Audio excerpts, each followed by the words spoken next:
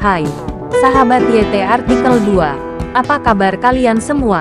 Semoga kalian semua dalam keadaan sehat. Amin. Sebelum melanjutkan ke ceritanya, jangan lupa tinggalkan like, komen, dan subscribe. Karena dengan like dan komentar kalian, yang semakin membuat admin semangat mengupload lanjutan ceritanya.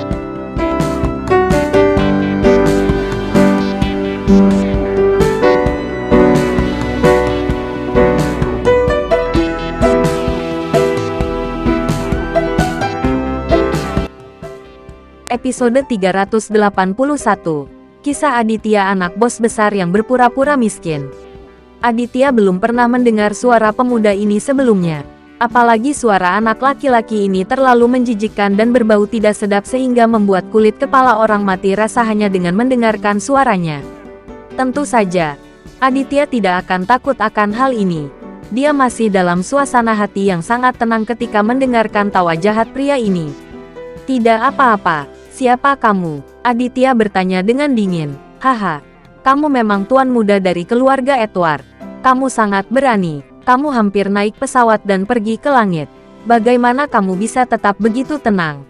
Pria di ujung telepon berkata sambil mencibir. Kalimat ini secara langsung mengakui bahwa dialah yang memasang bom. Pemuda ini juga cukup sombong. Apakah kamu dari kelompok pembunuh api merah? Setelah Aditya terdiam selama beberapa detik, dia bertanya dengan santai. Hahaha, luar biasa. Tuan Aditya memang orang yang sangat pintar. Pria itu tertawa. Sangat senang dengan dirinya sendiri. Katakan padaku, mengapa kamu meneleponku? Aditya bertanya dengan suara yang dalam. Dia tahu bahwa pihak lain pasti punya agenda ketika dia menelepon. Dan dia tidak benar-benar ingin membunuhnya dan Farah. Baiklah. Karena Tuan Aditya adalah orang yang pengertian. Mari kita bertemu dan berbicara. Oke. Nada suara pria itu cukup sopan. Menanyakan Aditya apa maksudnya. Oke, silakan tentukan waktu dan tempatnya. Haha. Bagaimana kalau aku pergi ke rumah Tuan Aditya untuk membicarakannya? Pria itu terkekeh. Hati Aditya terkejut mendengarkan nada suara pihak lain. Dia sudah tahu di mana dia tinggal. Selain itu, alasan mengapa mereka meminta untuk berbicara di rumah Aditya adalah untuk secara tidak langsung mengancam Aditya dan mengancam keluarga Aditya. Setelah melirik Farah di sampingnya, Aditya merasa cukup khawatir. Ini tidak mungkin. Di saat yang sama, aku juga memperingatkanmu. Jangan memanfaatkan keluargaku. Jika tidak kamu akan mati dengan buruk. Aditya memperingatkan. Haha, menurutku Tuan Aditya masih belum memahami kami. Jika Anda benar-benar mengenal kami, Anda tidak akan sebodoh itu mengancam saya. Pria itu mencibir. Sangat tidak mungkin datang ke rumahku untuk berbicara. Aku akan keluar 1 jam lagi dan kemudian memintamu untuk bertemu lagi. Setelah Aditya selesai berbicara, dia hendak menutup telepon. Tanpa diduga, pihak lain tertawa terbahak-bahak dan berkata kepada Aditya, Tuan Aditya, tidak perlu bersusah payah. Saya di depan pintu gerbang Anda. Lihat ke belakang. Segera setelah itu, pria itu menutup telepon. Aditya mengerutkan kening dan melihat ke belakang. Melihat seorang pemuda berbalut merek terkenal berdiri di depan gerbang komunitas. Pria ini memegang ponsel di satu tangan dan melambai ke Aditya dengan tangan lainnya. Dia tersenyum dan tampak sangat akrab dengan Aditya. Aditya menyadari bahwa orang-orang di kelompok pembunuh api merah sebenarnya tidak sederhana. Dia datang ke pintu begitu cepat, dan dia datang sendirian. Anak ini sangat berani. Memikirkan hal ini, Aditya melambai kepada pemuda itu dan memberi isyarat agar dia masuk. Pemuda itu mengangguk puas, lalu berjalan ke komunitas dengan langkah persegi, dan segera tiba di depan Aditya. Setelah melihat Aditya dari atas ke bawah terlebih dahulu, pemuda itu tersenyum tipis, mengeluarkan sebatang rokok dan menyerahkan satu kepada Aditya. Tidak merokok, Aditya melambaikan tangannya kepada pemuda itu, yang cukup sopan. Tuan Aditya, Anda tidak akan berbicara dengan saya di sini, bukan? Pemuda itu menyalakan rokok dan meniup lingkaran asapnya, lalu melihat sekeliling dan bertanya pada Aditya. Haha, lalu kamu mau ngomong kemana lagi? Aditya tersenyum tipis dan bertanya. Kami sudah sampai di depan pintu Anda. Mengapa Anda tidak membiarkan saya masuk dan duduk? Haha, ini pasti istri Tuan Aditya. Dia sangat cantik. Ketika pemuda itu bicara, dia menatap Farah, dan secercah keserakahan muncul di matanya.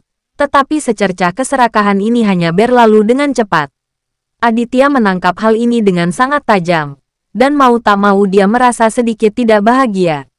Meskipun anak laki-laki di depannya tinggi dan berpakaian bagus, dia tidak memiliki niat baik terhadap Farah. Tentu saja, Aditya sudah terbiasa dengan hal itu dalam beberapa tahun terakhir. Istrinya sangat cantik sehingga pria normal yang akan tergerak olehnya ketika melihatnya.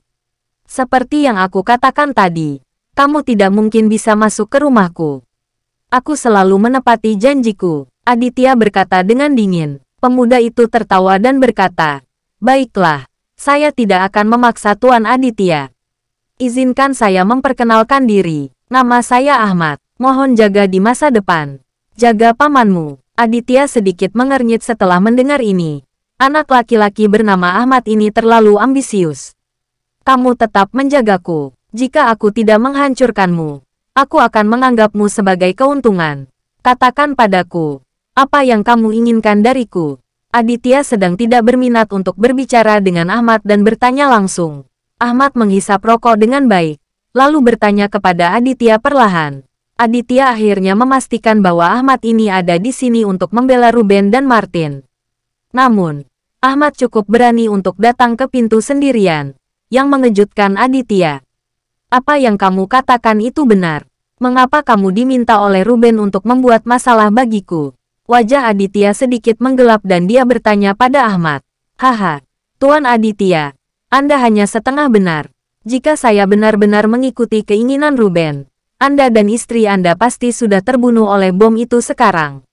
Ketika Ahmad mengatakan ini, dua sinar cahaya yang ganas melintas di matanya, yang terlihat sangat menakutkan. Ini adalah hal yang sangat menyakitkan untuk dikatakan. Jadi, aku harus berterima kasih karena tidak membunuhku.